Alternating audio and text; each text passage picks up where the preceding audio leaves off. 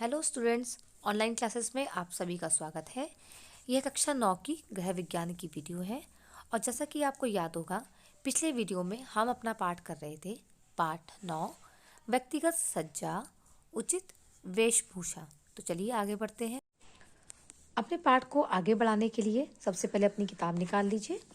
आपने अपनी बुक निकाल ली है। आपकी बुक का है पाठ 11, व्यक्तिगत सज्जा, उचित वेशभूषा। तो लास्ट वीडियो मैंने आपको लेसन स्टार्टिंग करवा दी थी। ये सब मैं आपको बच्चों पढ़ा चुकी थी कि जिसमें बताया था कि हम जब तैयार होते हैं, रेडी होते हैं, कपड़े पहनते हैं, तो कपड़े पहनने से क्या होता है, हमारी खूबसूरती निखर के आती है, हम अच्छे लगने लगते हैं, है ना। हमारा जो व्यक्तित्व होता है वो निखर के आने लगता है। तो कपड़ों का चुनाव करते समय हमें किन किन बातों का ध्यान रखना है, यही बातें आपको समझानी है। इसी में आगे हम बढ़ेंगे। जैसे कि पहला क्या है, कपड़ों की सुंदरता। वस्त्रों एवं वेशभूषा का मुख्य उद्देश्य व्यक्तिगत सज्जा एवं शारीरिक आकर्षण की वृद्धि करना होता है। इस तथ्य को ध्यान में रखते हुए वस्त्रों का चयन करते समय कपड़े की सुंदरता को ध्यान में रखना अति आवश्यक होता है। अतः प्रश्न उठता है कि कपड़े की सुंदरता से क्या आशय है। वास्तव में अन्य क्षेत्रों के ही समान कपड़ों की सुंदरता की ही धारणा भी सापेक्ष है। भिन्न भिन्न व्यक्तियों के लिए भिन्न भिन्न प्रकार एवं डिजाइन वाले वस्त्र का सुंदर माना जाएगा।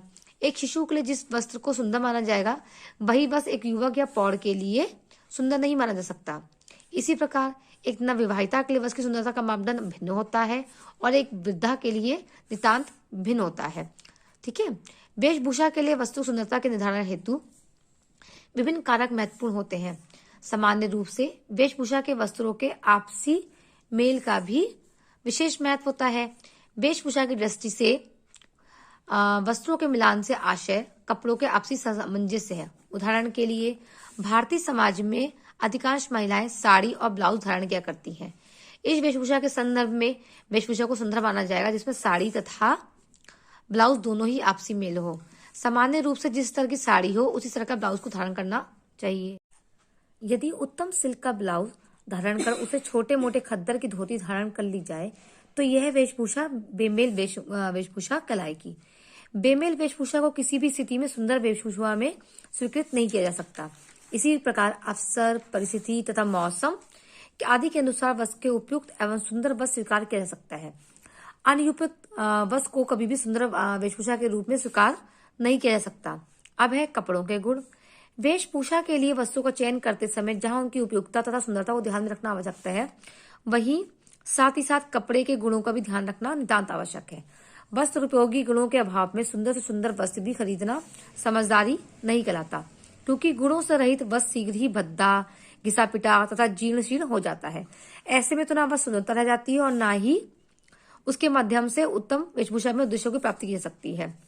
वेशभूषा के लिए अपनाए जाने वाले वस्त्रों को मुख्य रूप से निम्नलिखित गुण का होना अति आवश्यक है। आप बताइए कपड़ों के गुण कौन कौन से होने चाहिए, उनके बारे में बताया जा रहा है कि कपड़ा अगर खरीदने जा रहे हैं तो क्या क्या उनके अंदर गुण होने चाहिए। पहला है अवशोषकता का गुण। अवशोषकता से आशय है कि नमी अथवा जल को अपने अंदर सोख लेने की क्षमता। इस देश के अधिकांश भागों की गर्म जलवायु पाई जाती है। ताप की अधिकता के कारण वर्ष के अधिकांश महीनों में शरीर में पसीना निकलता रहता है। इस तथ्य को ध्यान में रखते हुए वेशभूषा के लिए वस्त्रों को चयन करते समय उनकी अवशोषण क्षमता को अनिवार्य रूप से प्राथमिकता दी जानी चाहिए। वास्तव में जो वस्त्र पसीना सोखने की क्षमता नहीं रखते उन्हें धारण करना सामान्य रूप से असुविधाजनक होता है।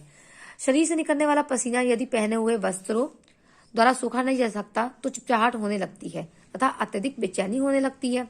इस तथ्य को ध्यान में रखते हुए सूती वस्त्रों का अथवा सूती मिश्रित वस्त्रों को ही वेशभूषा के लिए चुनना चाहिए। जिन व्यक्तियों को अधिक परिश्रम युक्त कार्य करना पड़ता है अथवा अपेक्षाकृत गर्म वातावरण में कार्य करना पड़ता है तो उन्हें अनिवार्य रूप से ऐसे वस्त्र धारण करना चाहिए जो उत्तम अवशोषकता के गुण में युक्त हो। यानी कि जब गर्मी होती है, बहुत ज्यादा पसीना आता है और मोस्टली हमारे इंडिया में ज्यादातर टाइम क्या होता है, गर्मी होती है, तो हमें ऐसे कपड़े धारण करना चाहिए जो हमारे पसीने का अवशोषण कर सके, उसको सोख सके।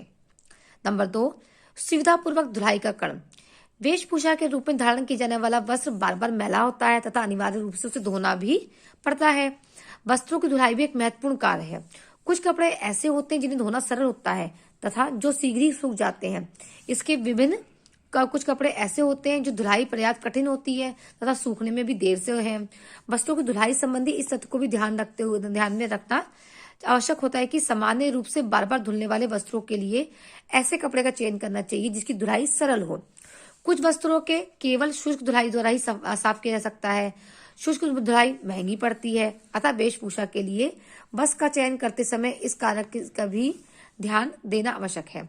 यानी कि ऐसे वस्त्र लेना चाहिए जिनको आराम से आप धो सकें और आराम से उनको धोने में आराम रहे। फिर है ताप की संवाहकता का गुण। वेशभूषा के लिए वस्त्रों के चयन हेतु वस्त्रों में विद्यमान ताप की संवाहकता के गुण का ध्यान में रखना आवश्यक है। कुछ वस्त्र ताप के उत्तम संवाहक होते हैं, जबकि कुछ अन्य वस्त्रों के ताप की संवाहकता का प्राय अभाव होता है।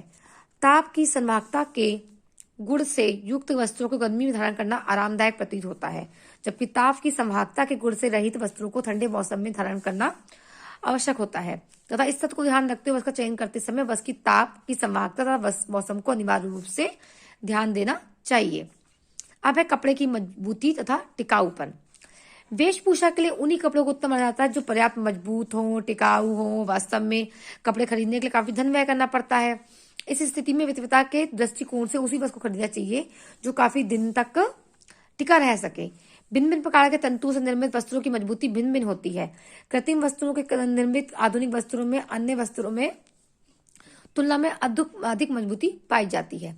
ये अधिक दिनों तक ना तो घिसते हैं ना ही फटते हैं, परंतु कृत्रिम तंतु से निर्मित वस्त्रों में कुछ असुविधाएं होती हैं, जैसे कि उनमें पसीना सोखने की क्षमता की न्यूनता होती है। इस स्थिति में प्रायः मिश्रित धागों, टेरिन तथा सूती से निर्मित वस्त्रों का चयन करना किया जाता है। इन वस्त्रों में मजबूती पाई जाती है तथा इनमें अन्य वस्त्र उपयोगी गुण भी विद्यमान होते हैं। ठीक है, अब ये हो गए कपड़ों के गुण। कपड़े के गुण हो गए, 4 गुण होने चाहिए। अब हम लोग पढ़ रहे थे कपड़ों के चुनाव के बारे में, तो उसमें अब तीसरा गुण है आपका कपड़ों का मूल्य। यह सत्य है कि वेशभूषा के लिए चुने जाने वाले वस्त्र होने चाहिए तथा उनके वस्त्र उपयोगी गुण भी विद्यमान होने चाहिए, परंतु इस कारकों के साथ साथ ही वस्त्रों के मूल्य कीमत को भी ध्यान में रखना आवश्यक होता है। वस्त्र का चयन करते समय उनकी उपयोगिता का मूल्य में आपसी संबंध का ध्यान रखना चाहिए। अधिक मजबूत तथा टिकाऊ वस्त्रों का मूल्य अधिक भी हो तो भी उसे सार्थक माना जाता है। इससे भिन्न शीघ्र ही खराब हो जाने वाले वस्त्रों को मूल्य कम ही होना चाहिए। इन कारकों के अतिरिक्त कुछ व्यक्तित्व कारकों का भी ध्यान में रखना अनिवार्य है। प्रत्येक परिवार द्वारा गृह बजट तैयार किया जाता है। इस बजट में वस्त्रों पर किए जाने वाले कुल व्यय को भी निर्धारण किया जाता है। व्यय के इस प्रावधान को ध्यान में रखते हुए परिवार के सदस्यों के वस्त्र संबंधी आवश्यकताओं की पूर्ति के लिए वस्त्र खरीदने चाहिए। वस्त्रों के मूल्य को एक अन्य धारणा भी प्रभावित करती है। यदि कम संख्या में वस्त्र खरीदकर ही आपकी वस्त्र संबंधी आवश्यकता की पूर्ति हो जाती है तो आप कुछ महंगे वस्त्र भी खरीद सकते हैं। इससे भिन्न यदि आप परिस्थितियां ऐसी हैं कि आपको अनिवार्य रूप से उचित जनसंख्या में वस्त्रों की आवश्यकता हो तो आप महंगे वस्त्र खरीदकर मध्यम मूल्य वाले या कम मूल्य वाले वस्त्र भी खरीद सकते हैं। यानी कि अपनी जेब का ध्यान रखना चाहिए कि जितना हमारे पास पैसा हो उस हिसाब से भी हमें ध्यान रखना चाहिए। अब लास्ट है वस्त्र के चयन को प्रभावित करने वाले कुछ अन्य कारक हैं। ये सत्य है कि वेशभूषा के लिए वस्त्र का चयन करते समय उनकी सुंदरता, गुणों, मूल्य को विशेष रूप में ध्यान रखा जाता है, परंतु इसके मुख्य कारकों के अतिरिक्त वस्त्रों के चयन में कुछ अन्य कारक भी प्रभावित करते हैं। इन कारकों में मुख्य है वस्त्र धारण करने वाले व्यक्ति की आयु, शारीरिक आकार, कद, व्यक्ति का पद, व्यवसाय, वस्त्र धारण करने का मौसम, ऋतु धारण किए जाने वाले वस्त्र को आपसी मेल। इन समस्त कारकों को ध्यान में रखकर ही वस्त्र उपयुक्त वेशभूषा का चयन किया जाना चाहिए। उपयुक्त वेशभूषा का चयन व्यक्ति की व्यक्तित्व को निखार देता है। तो बच्चों आज की क्लास में हम लोग इतना ही पढ़ेंगे। तो आपको इसमें समझ में आ गया कि वस्त्र को खरीदते समय क्या क्या बातें ध्यान रखना चाहिए। ठीक है, तो इस लेसन को आप दोबारा से रीडिंग करिएगा, अच्छी तरह समझिएगा और आपको ये पॉइंट्स लिखने हैं कि वस्त्र का खरीदते समय किन किन बातों का ध्यान रखना चाहिए। इन पॉइंट्स को आप अपनी कॉपी में लिख लीजिएगा और किस प्रकार के वस्त्र किन मौसम में पहने जाते हैं उनके बारे में भी आप थोड़ा सा गहनता से पढ़िएगा। तो बच्चों आज की वीडियो में बस इतना ही। हम लोग फिर नेक्स्ट वीडियो मिलते हैं, तब तक के लिए बाय बाय।